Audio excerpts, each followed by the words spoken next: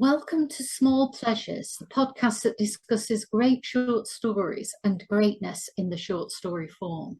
My name is Livi Mikhail, and I am a novelist and short story writer from Manchester, England. And this is Sonya Moor, a short story writer and translator from Paris, France. Bienvenue. We have come together because of a mutual enthusiasm for the short story, although I think our responses and what we want from a short story vary, and we hope that the differences will provide a fruitful discussion.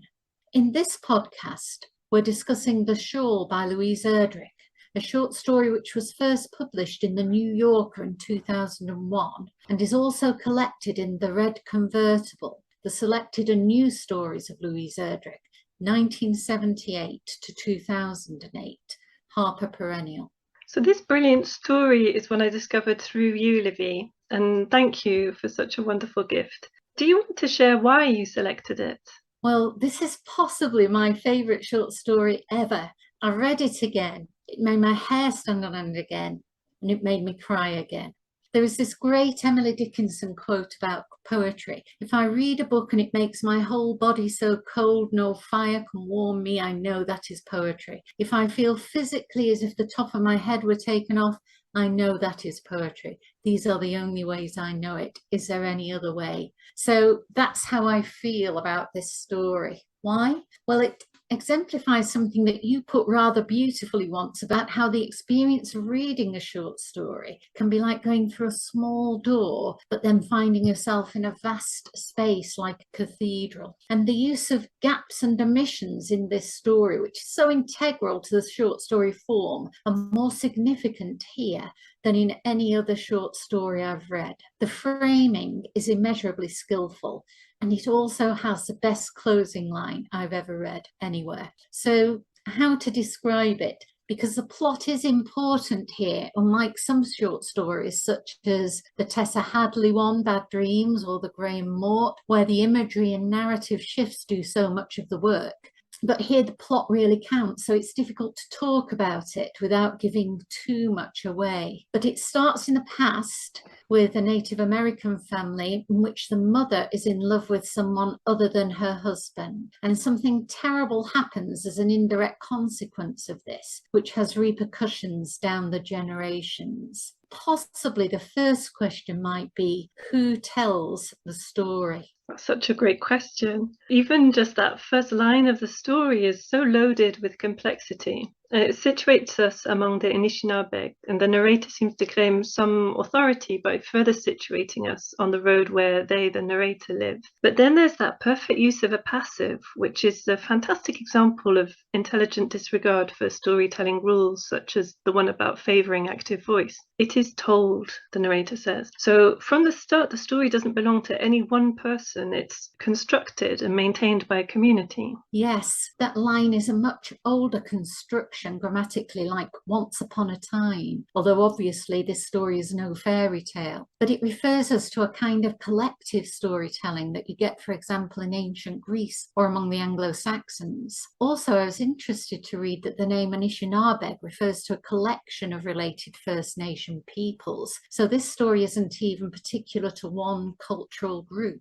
That's really interesting. Listening to you talking now, I'm thinking about how the short story is often compared with the very first stories that people told around a campfire. Yes. The beginnings of storytelling. I was reading this story as a total outsider to Anishinaabe peoples, and your words made me also think of something in that loaded first line, the word among, because it relates to throng etymologically, and it seems to fan out in the mind into all sorts of possible positionings between the individual and the collective. For me, it made me feel sort of at the heart of a grouping, but also outlined my status as an outsider to that group. And to go back to your question about who's telling the story, I actually kind of gave up trying to figure out who was who and who was talking, as the tangled narrative built up by all involved seemed to be the point. And the telling of the story seemed to highlight the way stories are necessarily collective. About 3 paragraphs in, there are 2 instances of what an editor might flag up as ambiguous pronouns. There's wrapped in her plaid robe, and he suddenly understood that he would be left behind. And in context, her could be mother or daughter, and he could be father or son. And the telling of the story is so multi-voiced, I can't help feeling this ambiguity is deliberate, or at least wonderfully apt. Yes, and I think it refers us to a kind of sorrow that is at once personal and transpersonal, passed down through the generations and impossible to pinpoint its origins. And this seems to me to be one of the ways in which the story moves between the personal and the political. The story is divided into different sections with a gap in the narrative each time and on the page between each one. And the last short section begins, "There was a time when the government moved everybody off the farthest reaches of the reservation." Note the construction, "there was a time" again. So the story is at one and the same time deeply personal to one family, belonging to a group within the First Nation people, to the nation itself, and it also relates the oppression by the American government of all First Nation peoples. Multi-layered indeed. Yes. And it seems to go even beyond that, linking the actions of an individual with the consequences on a bigger scale, the government, but also the whole ecosystem. The changing situation of the Anishinaabe brought to mind how some settlers were faithless with native peoples and the cost of this and the consequences still echoing in our time. And we hear how guns took the wolves' food for furs and hides to sell, pushing wolves to hunt humans. And though the narrator later notes that the avidity of the wolves related to need, not want, I couldn't help thinking of that expression, "man is wolf to man," and how the characters get caught in this dynamic.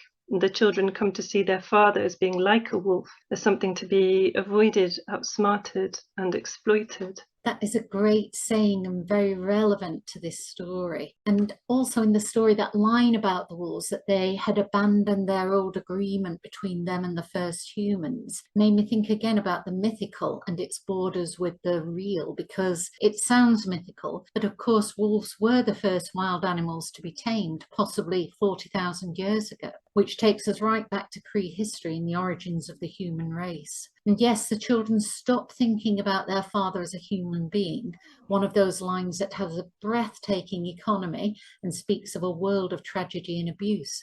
Although in the end, of course, the father is most acutely and painfully a victim himself, as is his father, who turns his face to the wall in response to the unbearable loss of his children. It's one of the interesting ways in which the story subverts gender roles and expectations. Yes. I love that Anagwa's daughter and son are introduced with those startling one-word qualifiers, yearning and capable. The gender norms I'm most familiar with are inversed in that the girl is capable and the boy is yearning. And Anagwa's daughter takes on a great deal of her people's emotional labor and physical labor, and then is either sacrificed or self-sacrificing. And I wasn't sure how I felt about that. I had a discussion about it with a writer friend, and the person I was speaking with pointed out that when guys do something sacrificial in Storyland, it's often in an active way, like taking a last stand, whereas girls tend to offer themselves up. I noticed that that was the word that occurred in the text. The girl realizes that she is the one on the wagon who has to be offered up. There's also a form of blood sacrifice between the two males in the story, but this comes about through their fighting. And I wondered, without being able to come to any conclusion, about how the gender positioning relates to historical roles, both within the Anishinaabe and outside, beyond. In my mind, the disappearance of the girl mirrored the chronic issue of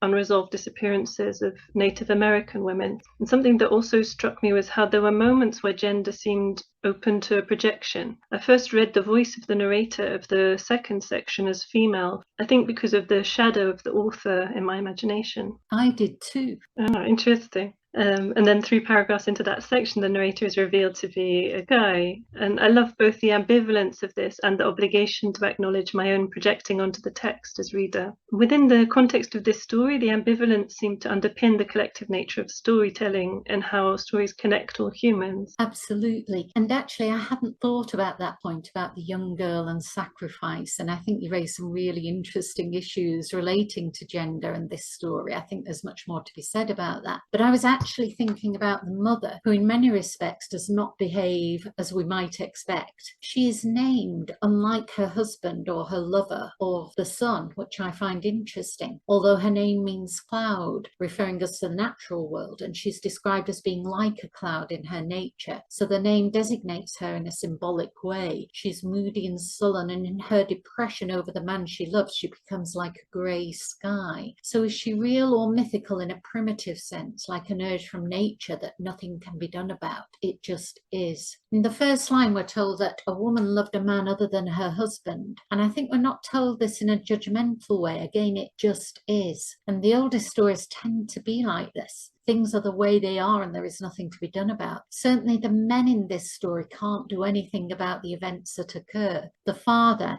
Anakwad's husband, at first turns his face to the wall, then later witnesses something so atrocious that all he can do is tell it over and over again in order to get rid of it. Although of course he can't get rid of it. Then the son can only run after the sledge as his mother leaves him behind, and something breaks in him. So there's a lot about male pain in this story. Absolutely. And it's so intricately interwoven with the pain of the women and the other generations, rather like the fibres of the shawl that features so prominently. Great comparison. And the seeding of that recurrent motif is such a masterclass in itself. When the shawl is first referenced in the body of the story, it's a simple red and brown plaid, but we already know to see it as more than that because we've been primed by the story's title. And whereas most of the prose, though poetic, is pared back, the reference is distinguished by that brief description, and the colour red really pops out and marks the memory. And from there on in, we see the shawl transform visually with each reference. It's torn in the aftermath of tragedy, then brown with red lines and flying in the heat of an attack, and then so old as to be barely recognisable, and then as something that must be purified by burning, and then at last flying again, but with flight transformed in meaning, as Anakwad's daughter's destruction has gone from being something imposed to a self-willed act,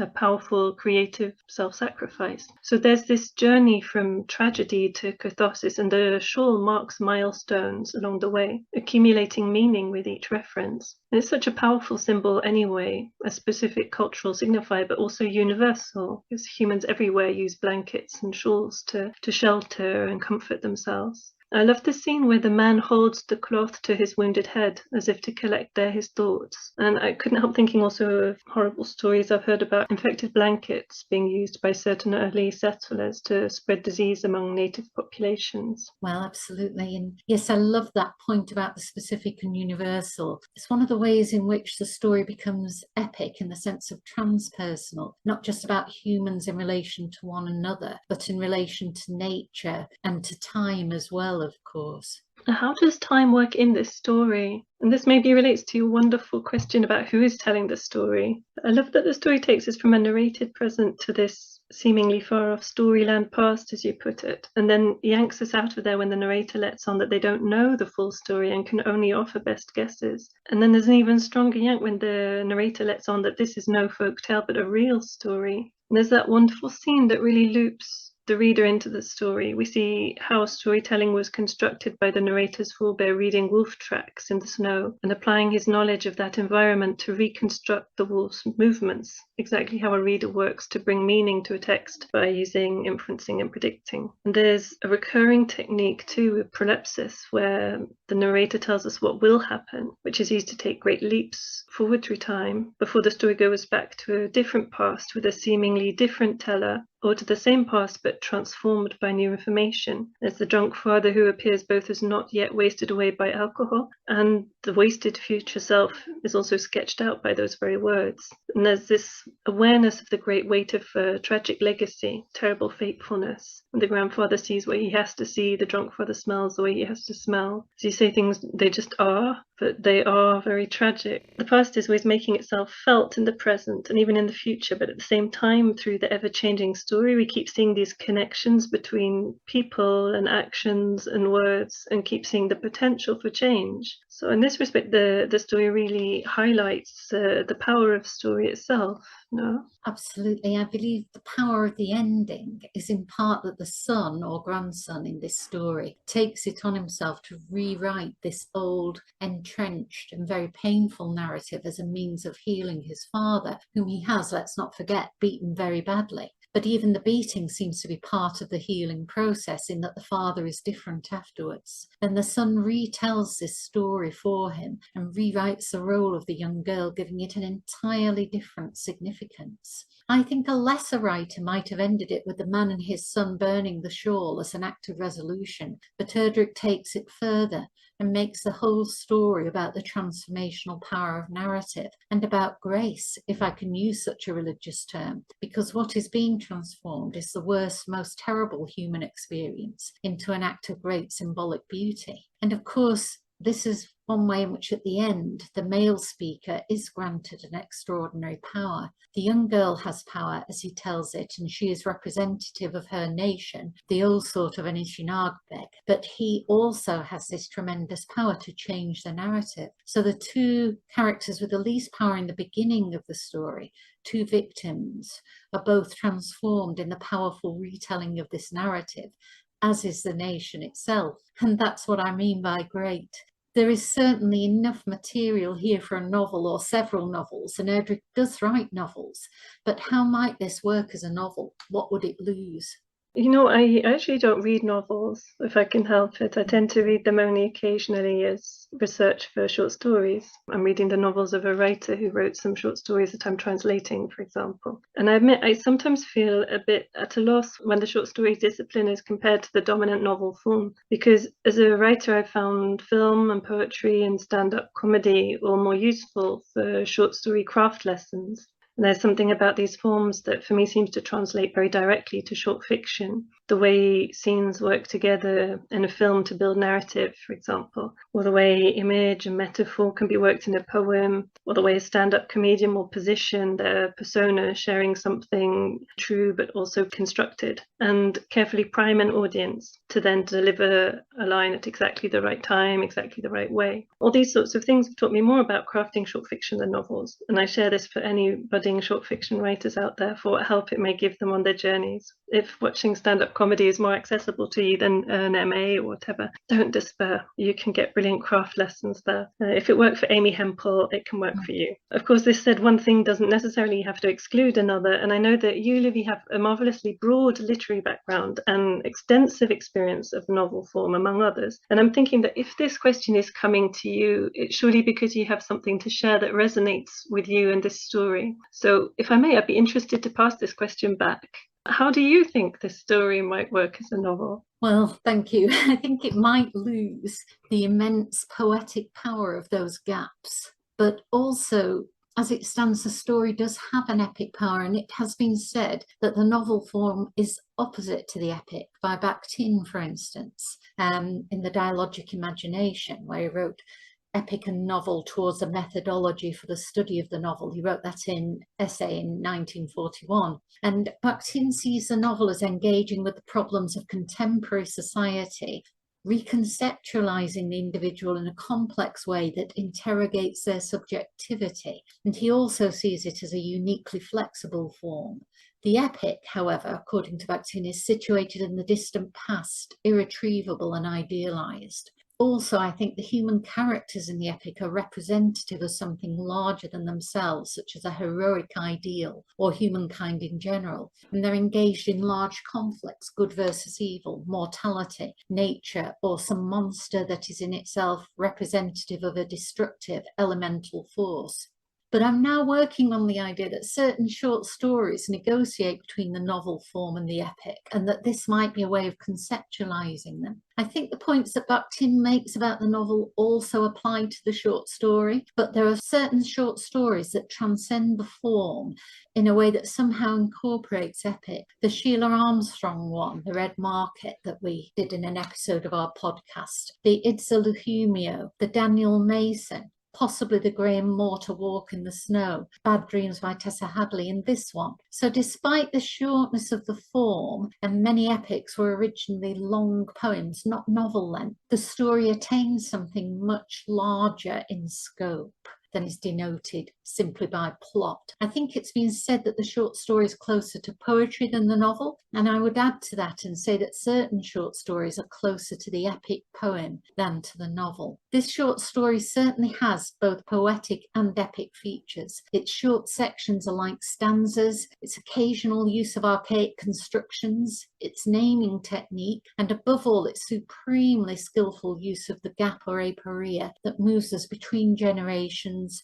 from the personal to the political, and back again from the ancient to the modern. It's a really exciting way of looking at short fiction, I think, to associate it with the epic, because it's traditionally associated with strong moments or moments of epiphany. So to see the short story in terms of the great sweep of history is very exciting. Well, this story is really impressive in its scope. I mean, I can only hope people go away and read it. It's staggeringly good. It's a tour de force. What a great French term that is. I hope we've done the story some justice. Once again, thank you for listening to this Small Pleasures podcast, and do keep your eyes and ears open for our next. Watch this space. We have many great short stories to cover. Until then, goodbye from me and from Sonya. À très bientôt.